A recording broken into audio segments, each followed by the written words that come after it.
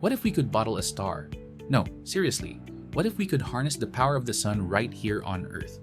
That's the promise of nuclear fusion. And now, after decades of theory and struggle, the world's largest fusion project, ITER, has completed a key milestone. A magnet so powerful, it could lift an aircraft carrier with ease. This magnet isn't just huge, it's essential, because it may finally let us control the blazing hot plasma needed for clean, limitless energy. Let's explore how this magnetic monster is bringing us closer to the fusion-powered future. Why fusion energy is the holy grail of clean energy. It's for good reason. Fusion promises a future where power is virtually limitless, carbon-free, and surprisingly elegant. Unlike fossil fuels that belch out CO2 or traditional nuclear fission that leaves behind radioactive leftovers for thousands of years, fusion is refreshingly clean. No greenhouse gases, no long-lived nuclear waste, just pure, efficient energy from the most abundant substance on Earth, hydrogen. More specifically, fusion uses hydrogen isotopes, variants of hydrogen, that are found in ordinary seawater, which means in theory, we could power entire civilizations using the ocean as the fuel tank. Just 1 gram of fusion fuel has the potential to produce as much energy as 11 tons of coal. That's not just efficient, it's mind-bending. And here's the kicker. Fusion doesn't carry the meltdown risks that haunt fission reactors. No chain reaction can spiral out of control. If something goes wrong, the reaction simply stops, like blowing out a candle. But of course, there's always a catch. To make atoms fuse, you need to recreate the conditions at the core of a star. That means heating your fuel to over 150 million degrees Celsius. Yes, hotter than the sun, much hotter. And once you've made this super hot plasma soup, you have to hold it in place without it touching anything, which is kind of like trying to trap lightning inside a bubble. And that, right there, is the biggest engineering challenge of the century, building a machine that can hold a star without melting itself in the process. Inside ITER, the world's largest fusion experiment, ITER, short for International Thermonuclear Experimental Reactor, is humanity's most ambitious fusion project to date. It's not just a lab, it's a multinational moonshot. Located in the south of France, ITER is a sprawling complex, the size of a small city, built with the support of 35 countries, including global heavyweights like the US, China, and India, plus the EU, Russia, Japan, and South Korea. Indeed, even rivals are putting politics aside to chase one shared dream, limitless clean energy. But let's be clear, ITER is not a power plant. It's a prototype, a first-of-its-kind machine built to answer the most pressing question in fusion science. Can we control a fusion reaction long enough and efficiently enough to get more energy out than we put in? So far, no reactor on Earth has managed that. This project aims to change the game.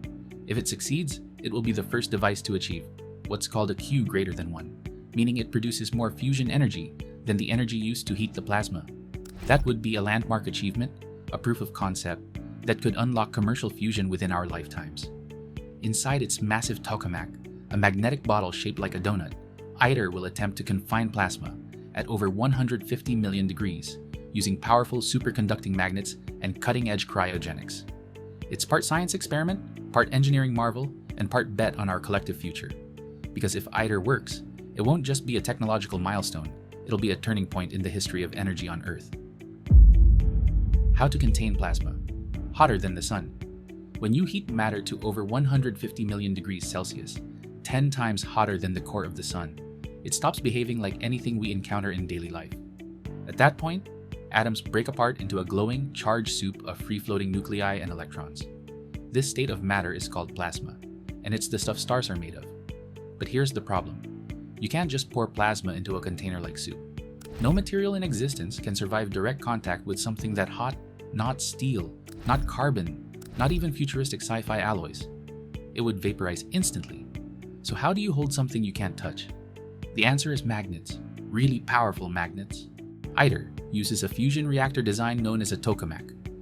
Picture a hollow donut, but made of superconducting magnets and high-tech shielding.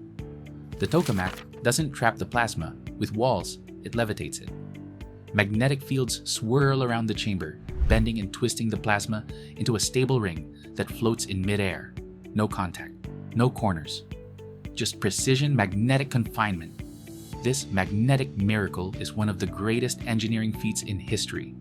The magnets themselves must be cooled to near absolute zero to become superconducting, even as the plasma they're confining rages at stellar temperatures just meters away. It's a delicate dance between cold and blistering heat, all in the name of fusion. Because if we can master the art of holding a star in a magnetic bottle, we're one step closer to making limitless clean energy a reality. The most powerful magnet ever built. Here's the headline. ITER has just completed one of the most important components of its entire fusion system, the central solenoid. And this isn't just any magnet, it's a beast. This magnet is so powerful, it could theoretically lift a US Navy aircraft carrier 6 feet off the ground. That's not science fiction, it's electromagnetic fact.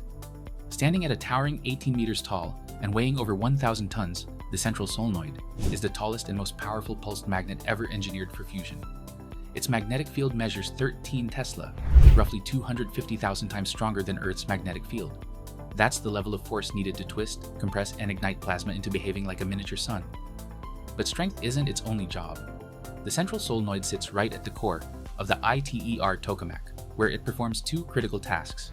It induces a massive electrical current through the plasma, effectively jump-starting the fusion reaction, and then helps keep that current steady, stable, and confined. Think of it as ignition system and nervous system rolled into one. Without this solenoid, there's no way to initiate or control the plasma. It's not just a magnet, it's the beating heart of the entire fusion experiment. And getting it built and installed, that's a monumental step toward turning fusion from theory into reality. How ITER's magnet actually works?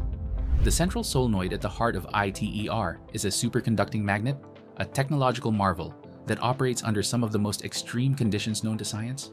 To do its job, it has to be cooled to just 4 Kelvin using liquid helium. That's negative 269 degrees Celsius, just a few degrees above absolute zero, the coldest possible temperature in the universe. Why so cold? Because only at these temperatures can the solenoid's materials become superconducting, meaning they can carry enormous electrical currents with absolutely no resistance. Millions of amps flow through the coils effortlessly, generating magnetic fields powerful enough to tame plasma hotter than the sun. But the central solenoid doesn't work alone. ITER's magnetic system is a team effort. Surrounding the plasma are 18 toroidal field coils, which create a continuous magnetic loop around the donut-shaped chamber. These act like magnetic guardrails, holding the plasma in a tight circular path. Then there are 6 poloidal field coils, wrapped around the chamber like bands on a barrel. These help shape and stabilize the plasma vertically, keeping it from drifting or wobbling. And in the center, the solenoid pulses current and drives the entire process. Together, these magnets form a precisely balanced magnetic cage, a 3D force field that traps, twists, and contains the ultra-hot plasma like an invisible blender made of magnetism. This is how you build a star without burning down the lab. Proof humanity can build fusion at scale. At first glance, ITER's central solenoid looks like a giant magnet, and it is. But it's also something more profound. A proof of concept for humanity's ability to build machines at fusion scale. Constructing this solenoid wasn't just about raw power. It was a decade-long masterclass in precision engineering, materials science, and international collaboration. Every part of it had to be perfect. The superconducting cables were custom-wound from special alloys. The insulation had to survive massive electromagnetic forces and extreme cold. Plus, the entire structure had to be cryogenically cooled, assembled in layers and tested again and again before it could even leave the factory floor. And now it works. It doesn't just generate magnetic fields. It proves that humanity can build something this complex, this precise, and this powerful at scale. That's a game-changing realization, because fusion has always been about theory and physics. But without the engineering, it's just a dream. The solenoid is that first big yes to the question, can we build this stuff? And that yes changes everything. It means fusion reactors are not just possible, they're buildable. It means the factories, the materials, the logistics, and the brains required to make fusion machines are already here. And once that door opens, it opens to a whole new energy future. First plasma and beyond. So the central solenoid is in place. But what comes next? Now begins a critical phase, full machine integration. And make no mistake, this isn't a matter of flipping a switch. ITER is one of the most complex machines humanity has ever attempted to build, with systems that must operate in perfect harmony under extreme conditions. The next steps include connecting all 18 toroidal field coils and 6 poloidal coils, completing the magnetic containment system that will hold the plasma in its invisible cage. Massive cryogenic cooling loops must be installed to keep the superconducting magnets at 4 Kelvin, just above absolute zero. Then come the control systems. Thousands of sensors, actuators, and computers will be calibrated to monitor and adjust plasma behavior in real time. It's not just automation, it's precision orchestration on a quantum level. And finally, the big milestone. Preparation for the first plasma test, currently planned for late 2025 or 2026. That's the moment ITER will attempt to generate and confine a real fusion plasma for the first time. Once ITER is fully operational, it aims to produce 500 megawatts of fusion power from just 50 megawatts of input. That's a net positive energy gain, a first in fusion history. It's not just proof of concept anymore, it's the beginning of reality. Why this technology matters now. Fusion isn't just a scientific breakthrough, it's a potential revolution in how we power the planet. If we can make fusion viable at scale, the benefits ripple far beyond the lab. First and foremost, fusion provides carbon-free power. No smokestacks, no greenhouse gases, no slow boil climate disaster.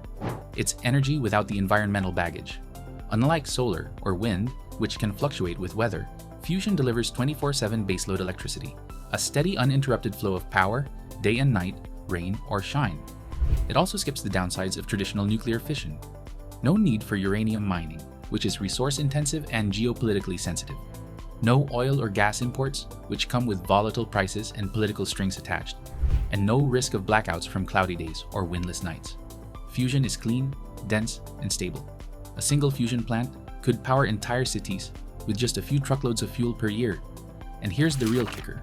Fusion runs on hydrogen isotopes, which can be extracted from ordinary water. That means any nation with access to oceans, rivers, or even rainfall could fuel its reactors. No fossil reserves? No problem. Fusion flips the script on energy geopolitics. In a fusion-powered future, energy independence isn't a privilege. It's a possibility for every country on Earth. And that changes everything, from climate policy to national security, from prototype to power plants. ITER isn't the final chapter of the fusion story. It's the first domino in a long, carefully planned chain reaction. If it works, achieving net positive energy and prove fusion is controllable and sustainable, it unlocks everything that comes next. First up is DEMO, the next generation project designed to be the world's first fusion power plant. Unlike ITER, which is experimental, DEMO will be built to deliver actual electricity to the grid. Think of it as ITER's practical big brother, turning theory into energy we can use. Then come commercial fusion reactors, potentially rolling out by the 2040s. These plants could power cities, industries, and entire nations, cleanly and continuously. But fusion's impact won't stop the grid. We're talking fusion-powered steel production with zero emissions. Desalination plants are running without fossil fuels. Even deep space propulsion systems, rockets driven by compact fusion engines, capable of reaching Mars faster than anything chemical. And the central solenoid? It's more than just a powerful magnet. It's a prototype for the future, a working piece of the puzzle that will be replicated, refined, and scaled across the world. Every breakthrough fuels a much larger vision, a global fusion economy, where clean energy is not a luxury, but the foundation of everything. It isn't just about one machine, it's about starting a chain reaction that could power the next century. The global fusion race. ITER isn't alone. While the international project builds the most ambitious fusion machine on Earth, a wave of private companies are racing to create compact, commercial-ready fusion reactors faster and cheaper.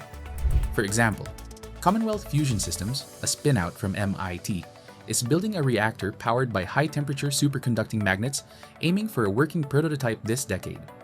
Helion Energy claims it will deliver electricity from fusion as early as 2028 using a pulsed magneto-inertial confinement approach. TAE Technologies is betting on beam-driven plasma physics, promising reactors that are modular, scalable, and potentially hydrogen-boron fueled. Other contenders, like Tokamak Energy in the UK and General Fusion in Canada, are experimenting with spherical reactors and shockwave-driven fusion chambers. These companies are fast, they're agile, and they're not waiting for 2050. What they are doing is watching ITER very, very closely, because every milestone it hits, every test that succeeds, de-risks the entire industry. And that moves fusion one step closer, from prototype to power grid. From skepticism to excitement. For decades, fusion has been a running joke in the science world.